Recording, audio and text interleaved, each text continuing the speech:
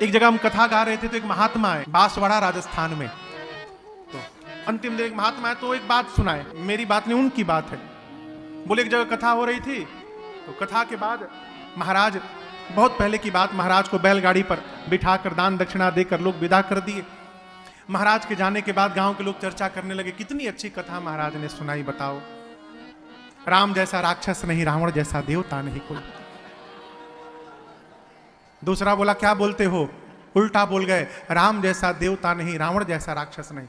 अब आधा गांव बोले राम देवता, आधा गांव बोले रावण देवता। अब मचा बवाल गांव में। लोगों ने कहा भी महाराज बहुत दूर नहीं गए होंगे, दौड़ाओ पकड़ो उनको, पहले वो क्लियर करे कि देवता कौन है, राक्षस कौन है। गांव के लोग दौड़े, महाराज देखे कि पीछे से पूरा गांव दौड़ रहा है, सोचे लगता है दक्षिणा छूट गया का मेरा भी, और जल्दी बैलगाड़ी रोके।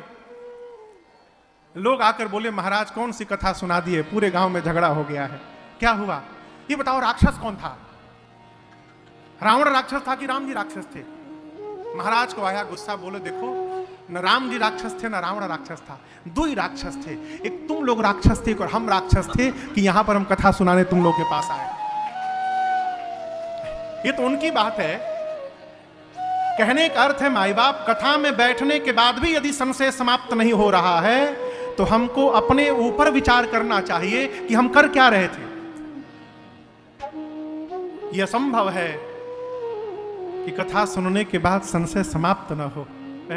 ये मैं नहीं बोल रहा हूं, ये शिव वाक्य है, शिव सूत्र है।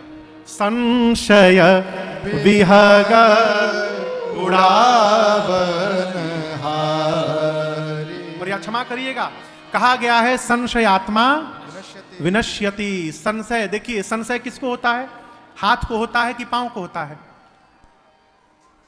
कहिए कहिए, मन को होता है। संशय किसको होता है, शरीर की बीमारी हो जाए तो टिकिया खा के ठीक कर सकते हैं, इसकी बीमारी हो जाए टिकिया से ठीक होने वाला नहीं है। और दूसरी बात, ये बड़ी अच्छी बात, संशय जिसके प्रति होता है उसको कुछ नहीं होता, और जिसको होता है उसका कुछ नहीं बचता।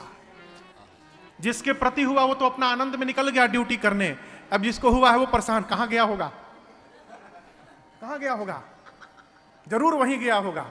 और भले बेचारा मंदिर जाए, कथा में जाए, लेकिन जिसको संशय हो गया है वो 24 घंटे इसी प्लानिंग में रहता है, कहां गया होगा, किससे मिला होगा। इस संशय आत्मा को, शरीर को समाप्त कर देता है। संशय आत्मा विनश्यति। संशय समाप्त कैसे होगा, भगवत कथा से। क्यों, भगवत कथा कहती है अपने विश्वास में रहिए, किसी को विश्वास दिलाइए मत, अपने विश्वास में रहिए। जिसको विश्वास में रहना होगा अपने आप रहेगा, आप विश्वास में रहिए। भगवान कब मिलेंगे, अवश्य मिलेंगे, अरे नहीं मिलेंगे ये उनकी समस्या है। भगवान मिलेंगे कि नहीं मिलेंगे ये उनकी समस्या है, दूसरे की समस्या अपने क्यों ढो रहे हो। अपने तो विश्वास में रहिए कि अवश्य मिलेंगे, जैसे सबरी को मिले और केवट को मिले, एक न एक दिन हमको भी मिलेंगे। विश्वास में रहिए और यात्रा करते रहिए। ये कथा विश्वास को जागृत कराती है। भगवान शंकर ने कहा, कितने घाट हो गए, 3। अब चौथे घाट पर कथावाचक ने महिमा नहीं गाई, किसने गाई, श्रोता ने महिमा गाई।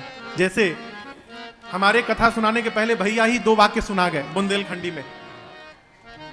देखो हम आपको पहले क्लियर कर दे, बुंदेलखंड से हमको बड़ा प्रेम है, पर चौथे स्थान पर श्रोता ने महिमा गाई। किसने, गरुण जी महाराज ने।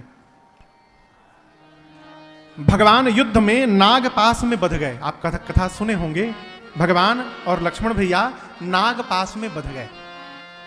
नाग पास में बैठ गए, बन गए, तो नारद जी ने गरुण जी को भेजा भगवान के पास कि गरुण जी का भोजन सर्प है, आप जाइए और भगवान को सर्प बंधन से मुक्त करिए। गरुण जी महाराज आए, भगवान को नाग पास से मुक्त किए और मुक्त करने के बाद सोचने लगे, गरुण जी महाराज सोचने लगे कि जिस भगवान के नाम जप से जीव भाव बंधन से मुक्त हो जाता है, उस भगवान को ये राक्षस बांध देंगे सर्प से। जिस भगवान का नाम ही भाव बंधन से मुक्त करता है, उस भगवान को राक्षस बांध दिए, ये भगवान नहीं हो सकते। नहीं नहीं नहीं, ये भगवान नहीं है, पकड़ा मोह ने, हो भ्रम ने, ये भगवान नहीं है। गरुण जी महाराज भागे कहां? नारद जी के पास। जाकर बोले किसके पास भेज दिए थे? वो भगवान नहीं थे। नारद जी बोले पकड़ लिया। बोले क्या पकड़ लिया? नारद जी बोले बीमारी ने पकड़ लिया आपको, मोह ने पकड़ लिया, माया नचाना शुरू कर दी है। एक काम करिए, आपकी बीमारी का ट्रीटमेंट मेरे पास नहीं है, मेरे पिताजी के पास जाइए, ब्रह्मा जी के पास। अब यदि किसी को पता चल जाए कि मुझे बहुत खतरनाक बीमारी हो गई है, आदमी पागल हो जाएगा। जो जहां डॉक्टर बताएगा वो वहीं दौड़ा जाएगा। नारद जी बोले जाइए ब्रह्मा जी के पास। गरुण जी पहुंचे ब्रह्मा जी के पास, जाकर अपना सिम्टम बताए। ब्रह्मा जी मुस्कुराए, बोले इस बीमारी ने, ब्रह्मा जी बोले हमको भी बहुत परेशान किया है, बहुत बार हमको फंसाया इस बीमारी ने, वही बीमारी आपको भी हो गई है। गरुण जी बोले खतरनाक है क्या? बोले बहुत खतरनाक। अब गरुण जी बोले कि ब्रह्मा जी दूर कैसे होगा? ब्रह्मा जी बोले स्पेशलिस्ट के पास जाना पड़ेगा आपको। एक काम करिए, कैलाश पहुंचिए बाबा के पास, वही इस बीमारी के स्पेशलिस्ट है। गरुण जी दौड़ने लगे कैलाश की ओर। तब तक रास्ते में बाबा मिल गए, भगवान शंकर। गरुण जी दंडवत किए, अपना सिम्टम बताए, बोले आप उपचार करने में सक्षम हैं। शंकर जी बोले देखिए चेंबर तो हमारे कैलाश में है, आप रास्ते में मिले हैं, रास्ते में कैसे उपचार करूं? लेकिन आपका सिम्टम सुन के ये पता चल गया है कि आपकी बीमारी कैसे जाएगी। गरुण जी बोले कैसे जाएगी? शंकर जी बोले जब आप लंबे समय तक सत्संग करेंगे गरुण जी, तो सत्संग से आपका भ्रम समाप्त हो जाएगा। गरुण जी बोले फिर शुरू करिए सत्संग। बाबा बोले कहां? रास्ते में करूं?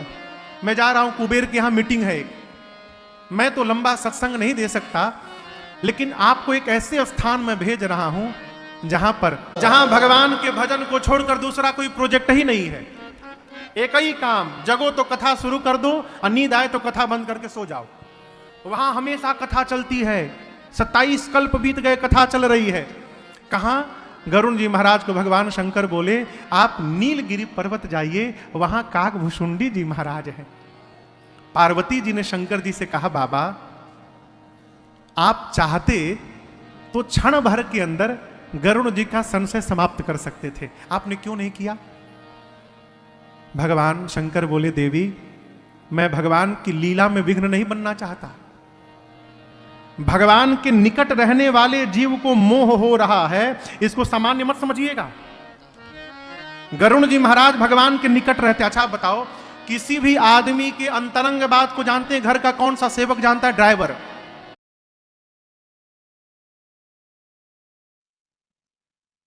तो हमने ये कथाएं सुनी स्वामी राजेश्वरानंद जी महाराज द्वारा। बहुत ही सुंदर तरीके से इन कथाओं का वर्णन उन्होंने किया है। उम्मीद है आपको ये कथाएं बहुत पसंद आई होंगी। अगर आपको ये कथाएं पसंद आई हैं तो चैनल को सब्सक्राइब कीजिए, वीडियो को लाइक और शेयर कीजिए, ताकि इस तरह की प्रेरक और हास्य कथाएं हम आपके लिए लेकर आते रहें। आपका बहुत बहुत धन्यवाद।